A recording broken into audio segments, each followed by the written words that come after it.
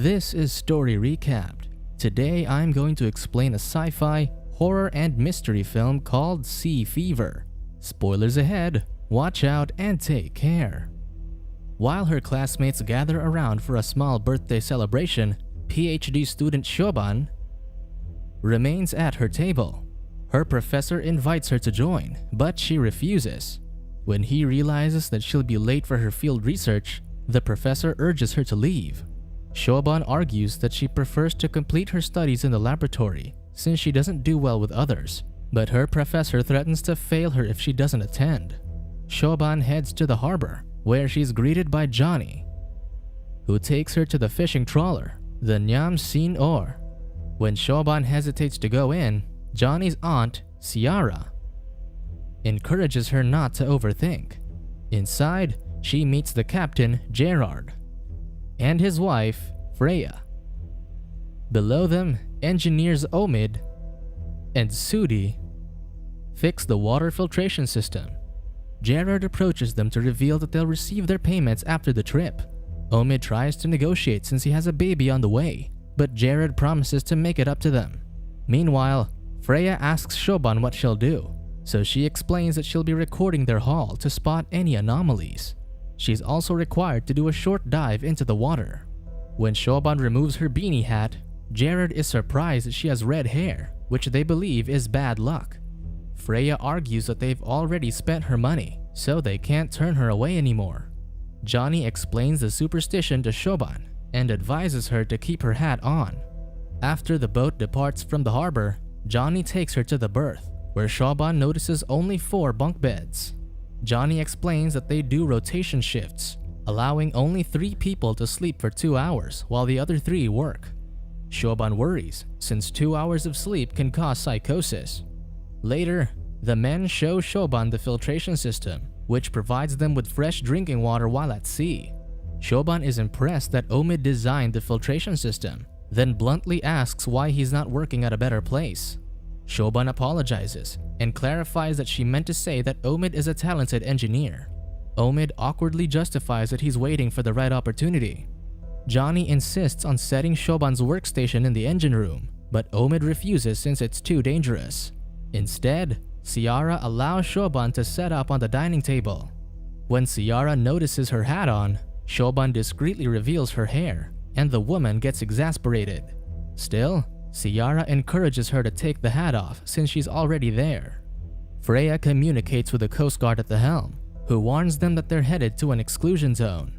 She negotiates that they'll just pass through, but the Coast Guard asserts that it's not allowed. With no choice, they change their course and miss the fishing area they were aiming for. That evening, Shoban runs to the kitchen to work, but finds the crew having dinner. They invite her to eat, but Shoban refuses and retreats to bed with her own snacks instead. Over the next few days, Shoban continues her work and keeps to herself. Unable to study in bed while someone else is asleep, she takes her work on the deck where Freya finds her. She and Freya witness the glow from bioluminescent phytoplankton in the sea. Freya notes that it's part of the stories of Nyam Sin Or, whom their ship is named after. According to legends, Nyam gave herself to the sea after losing her lover. The next day, they find whales swimming next to their ship. While the others are amused, Shoban is worried since whales don't often go near fishing lanes. Freya then announces that they're reaching a large shoal, but Gerard notices that the radar is detecting that the shoal is heading for them too fast. Suddenly, the boat hits something, causing the entire vehicle to shake. While assessing the damage, Omid shows Shoban that the wood in the engine room is changing its texture. Shoban sees odd circular patterns on the wood, and when she pokes it, the wood quickly breaks and liquid drips from the hole. Meanwhile, Freya attempts to steer the boat, but it's stuck.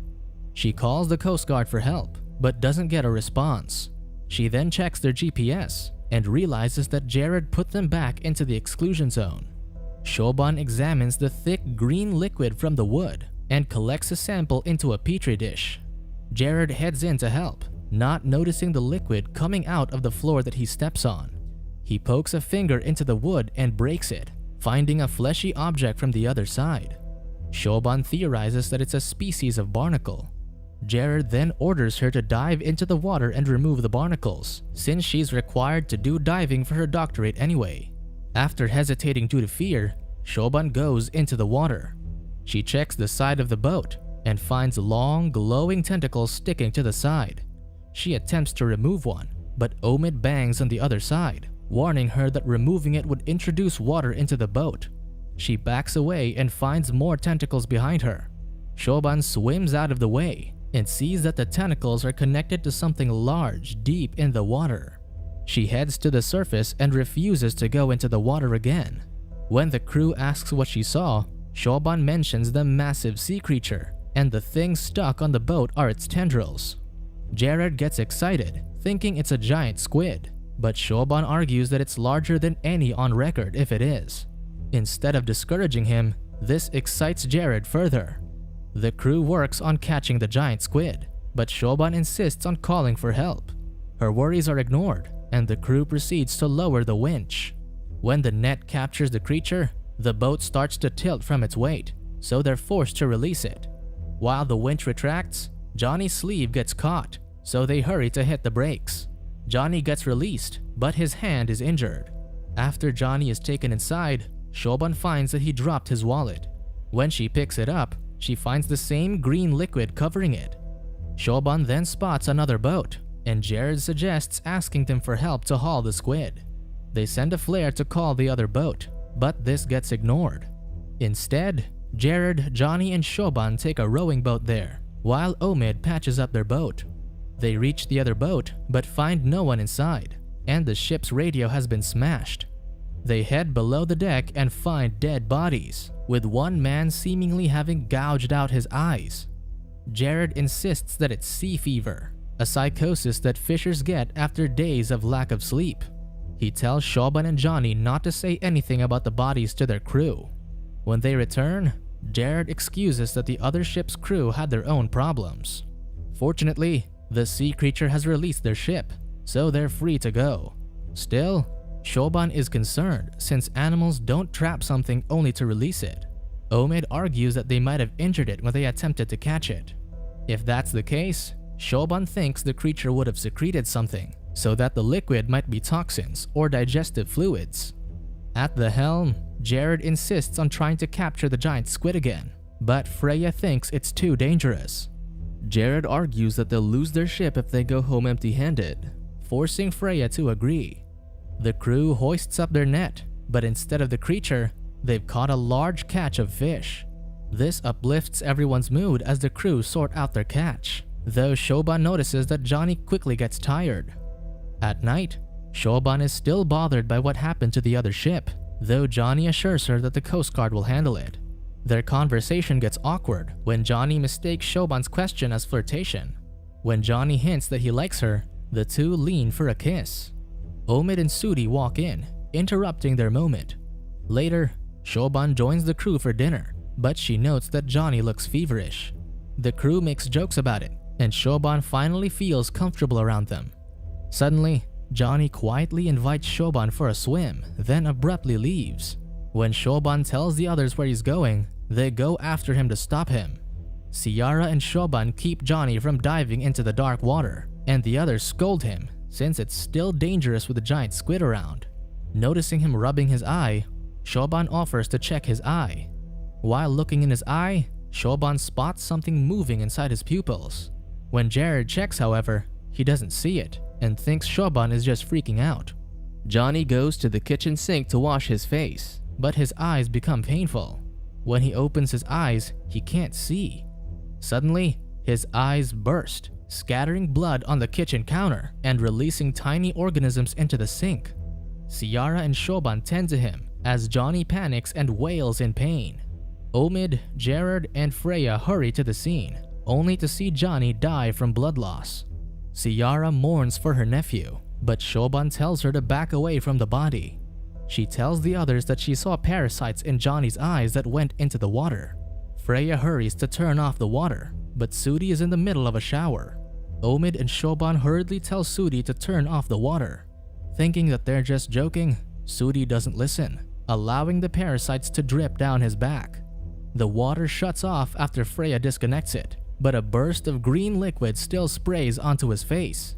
Shoban breaks the door open, and they find Sudi wounded and covered in blood. While the others put away Johnny's body, Shoban tries to distract herself by researching what's happening to them from her books. Still, the grief and fear catch up to her, and she cries. Before dawn, the crew checks their water filtration system and finds the filters eaten through. Omid then shuts off the tank where the water goes, but Shoban asks him to open it so she can identify the parasites. Just as they open the lid, the glowing parasites jump out, so they quickly shut it again and stomp on the parasites that escape. After glimpsing them, Shoban deduces that they're larvae. The crew argues about how to fix their problem, seeing as the tank is their only source of drinking water.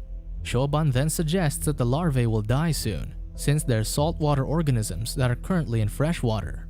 When Omid asks about the other ship, Shoban confesses that the other crew was dead. Jared still insists that it was sea fever that drove them mad. Later, Shoban and Jared check the tanks to see if the larvae have died. Jared slowly opens the lid, and seeing that no larvae jump out, Shoban assumes that they're dead. She takes a net into the water to fish them out, but the net gets eaten by the organisms. Shoban assures him that the larvae are weaker, so there's a chance that they're still dying. In the morning, the crew reads a prayer for Johnny. Afterward, Shoban spots green liquid sticking to the floor under Omid's shoe. She then heads to the berth to check the sample under the microscope, but Sudi wakes up. She checks on his wounds and sees that he's still bleeding. Sudi complains that things are starting to look fuzzy, so Shoban makes sure he doesn't have a fever before returning to her work. When Shoban inspects the specimen, she sees that it contains thousands of egg cells. She tells the others that the creature might have mistaken their boat for another animal and secreted a pro-generative substance within the slime. Since Johnny had an open wound, the eggs entered his body. Shoban warns them that the eggs are still alive and they all have wounds, so they may get infected. To kill the eggs, Omid alters Shoban's phone flashlight to turn it into a UV light, since deep-sea species are vulnerable to intensive UV light. They use it against the eggs on the petri dish, but it doesn't work. With 30 hours before they reach the shore, Shoban comes up with another plan. She suggests electrocuting the entire boat to kill all the eggs. With them wearing rubber boots, they'll avoid electrocution. Freya points out that they'll risk destroying the engine or causing a fire. Shoban argues that it's a matter of their lives or the boat. Despite her skepticism, Freya helps out to prepare the electrocution. Once the ship is covered in seawater, Shoban and Omid use their arc welder to run the current across the ship. Later, Shoban checks the samples, while Freya changes Sudi's bandages, which are still drenched in blood. Shoban tells Freya that the electrocution worked, but insists that they wait 36 hours to get ashore, since it took that long from exposure before Johnny had symptoms. Freya insists on going home, arguing that they're better off in a hospital if they're infected, especially with Sudi bleeding to death. Shoban insists that they can't just think of themselves, but Freya refuses to lose more lives. Knowing that Freya won't listen, Shoban asks Omid to help keep everyone on the boat, even when they reach the port. Omid, however, agrees that Sudi must be taken to the hospital. Shoban points out that they'll be risking thousands of lives, but Omid argues that they can't sacrifice Sudi. That evening, Sudi goes blind. He begins to panic, and Ciara tries to comfort him, but he soon stops moving. When she looks into his eyes, she confirms that he was infected. The next day, they lay Sudi's body next to Johnny's and read a prayer for him. Afterward, they leave, and Shoban notices Ciara growing weak. Again, Shoban suggests quarantining before going to the shore, but the others still disagree. To keep the infection from spreading elsewhere, Shoban drops a rope behind the boat, causing it to get entangled around the propeller. Omid sees what Shoban has done and pulls her inside so she can confess to the others. In a fit of rage, Ciara punches Shoban. Shoban stresses that they have to quarantine, reminding them of their families that could also get infected. That evening, Shoban's words make Jared realize that it was his fault for going into the exclusion zone. Freya shares the blame with him, since she agreed to do the job after getting free from the creature. Freya then orders Shoban to check everyone's eyes to see if they're infected. Shoban clears Omid, Ciara, and Freya from infection. When Shoban refuses to check Jared, Freya does it instead and finds that he's infected. After screaming in rage, Jared confesses that he took them into an exclusion zone. This also means that the Coast Guards don't know where they are. This enrages Ciara and Omid. When everyone leaves, Ciara apologizes to Shoban for blaming her earlier. Then, Ciara grips Shoban's throat, so she pulls away from her. In their room, Jared and Freya reminisce about their daughter, Niam, who passed away. Jared admits that he doesn't mind dying since he'll see her again. Meanwhile, Shoban climbs back to the deck, but Ciara grabs her leg. Shoban kicks the older woman down and sees her unmoving on the floor. Shoban checks Ciara, but she has passed away. Tears fall from her eyes that contain the larvae. Seeing that Ciara was infected, Shoban checks on Freya, but sees her mourning as Jared has killed himself. In panic and grief, Freya decides to leave on the rowboat to get to shore and tells Shoban and Omid to do what they want to her boat. The next day, Shoban and Omid transfer the dead bodies, but hear something inside the boat. They follow the sound to the tank, where Shoban figures that one surviving larvae fed on the rest to grow. She suggests electrocuting it again, but Omid points out that it'll only work if it's in salt water. Shoban then suggests heating the tank to stun it long enough to allow them to return it into the ocean. Omid doesn't want to risk it, but Shoban argues that it's a rare animal that wants to go back to the wild. Omid uses a blowtorch to heat the tank until the creature stops flailing inside. They open the tank, but its tendrils snap out, nearly capturing Omid. The creature then disappears as it destroys the hull. With the boat sinking, they prepare to evacuate in the inflatable boat. They burn the Nyamsine ore to turn it into a signal fire. While trying to get on the inflatable boat, Omid slips and drops into the water. He gets captured by the creature, so Shoban gathers her courage to dive in. Shoban pulls the tendrils off him, but gets cut on her hand in the process. She safely gets Omid on the inflatable boat, and they see another boat heading towards them. With rescue on the way, they embrace in joy. However, Shoban notices the cut in her hand and realizes that she's infected. Omid tries to clean the wound, but Shoban knows there's no point. After saying goodbye, Shoban dives back into the water and heads to the giant bioluminescent creature below.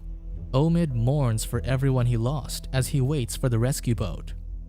Subscribe to watch more videos like this. Turn on notifications.